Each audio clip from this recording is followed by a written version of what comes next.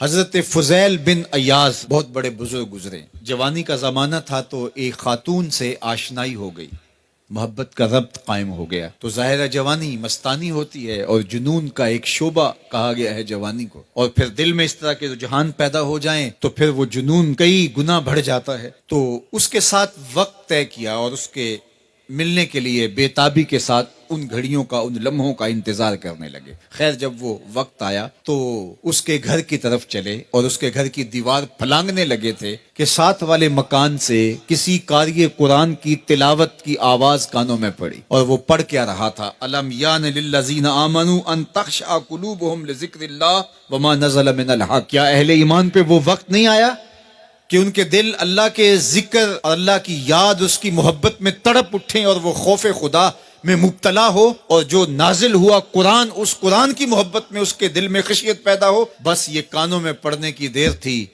کہ دوبارہ گلی میں چھلانگ لگائی اور کہا میرے اوپر وہ وقت آ گیا ہے، اور جنگلوں کو روتے ہوئے نکلے. اور حضرت فضیل بن ایاز پھر ولیوں کے امام قرار پائے.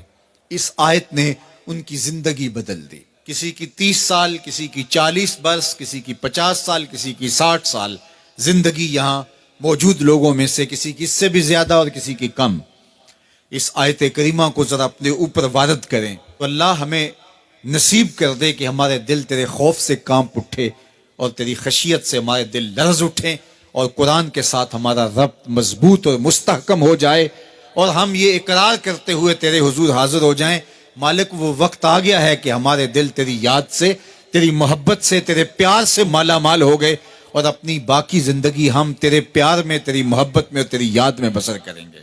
حدیث پاک میں آتا ہے کہ اگر کوئی شخص اللہ کے خوف سے رویا اور اللہ کے خوف سے رونے کی وجہ سے اس کی پلکوں کے بالوں میں سے ایک بال کی جڑ گیلی ہو گئی تو قیامت کے دن وہ بال کھڑا ہو جائے گا، اللہ یا تو مجھے نکال لے یا اسے جنت عطا فرما دے. تو اللہ جل شانہ اس بال کو تو آنکھ سے نہیں نوچے گا، بلکہ اس شخص کو اللہ جنت عطا فرما دے گا. اللہ اکبر. گناہگار کی آنکھ کا پانی اللہ کے غصے کی آگ کو ٹھنڈا کر دیتا ہے.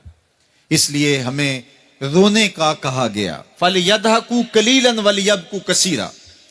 اللہ اکبر. ارشاد فرمایا کہ تھوڑا ہنسا کرو، زیادہ رویا کرو. صحابہ کو ہنستے ہوئے دیکھا تو آقا کریم علیہ السلام نے فرمایا کہ تمہارے تک اللہ کی امان نہیں پہنچی اور تم ہنس رہے ہو. عرض کی حضور اس کا کفارہ؟ تو فرمایا اس کا کفارہ یہ ہے کہ جتنا ہنسے ہو اتنا ہی تمہیں رونا پڑے گا. میں اور آپ ذرا اپنی زندگی پر غور و تدبر کریں. ہماری زندگی میں ہنسنا زیادہ ہے یا رونا زیادہ ہے؟ سویر سے لے کر شام تک کہے زیادہ ہیں، ٹھٹھے زیادہ ہیں، مذاق زیادہ ہیں، لطیفے زیادہ ہیں، یا عبرتیں زیادہ ہیں؟ تفکر زیادہ ہے، تدبر زیادہ ہے، سوچ بچار زیادہ ہے، یاد الہی میں تڑپنا زیادہ ہے، آنکھوں سے یاد خدا میں بہنے والے آنسو زیادہ ہیں، یا غفلت سے پھوٹتے ہوئے کہے زیادہ ہیں؟ مجھے اور آپ کو اپنی زندگی کا ضرور محاسبہ کرنا چاہیے. ٹھٹھوں سے، مذاق سے ہماری مجلسیں بھرپور ہوتی ہیں. ہم دن میں جتنا ہنستے ہیں کیا اس کا 10واں حصہ بھی ہم تنہائی میں بیٹھ کے اللہ کی یاد میں روتے ہیں؟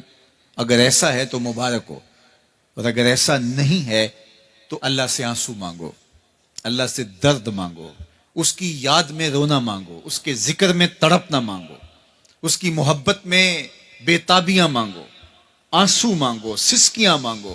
تڑپنے پھڑکنے کی توفیق دے، دل مرتضی سوز صدیق دے. اس کے حضور عرض کرو کہ مالک ہمیں تڑپ دے، ہمیں سوز و گداز دے، ہمیں کیف و سرور کی دنیا نصیب فرما دے، ہماری آنکھوں کو آنسوؤں کا جمال عطا کر دے. اور اگر ہماری آنکھوں میں آنسو نہیں ہیں، ہمارے پاس کہے ہیں، کہتے ہیں جو ہنستا ہوا گناہ کرے گا وہ روتا ہوا جہنم میں جائے گا، اور جس نے یہاں دکھ سہے، تکلیفیں سہی، آلام سہے، اس کے بدلے میں اللہ تعالیٰ اس کو وہاں راحتیں عطا فرمائے گا.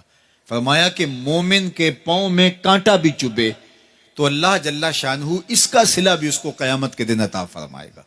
تو یہ جو تفکرات ہیں، یہ جو دکھ آتے ہیں، یہ جو تکلیفیں آتی ہیں، مصائب آتے ہیں، مشکلات آتی ہیں، اذیتیں ہمیں پہنچتی ہیں، تو اس پر صبر کرنا چاہیے اور اللہ کا شکر ادا کرنا چاہیے کہ ہم ان مصائب سے گزر رہے ہیں، ان مشکلوں سے گزر رہے ہیں.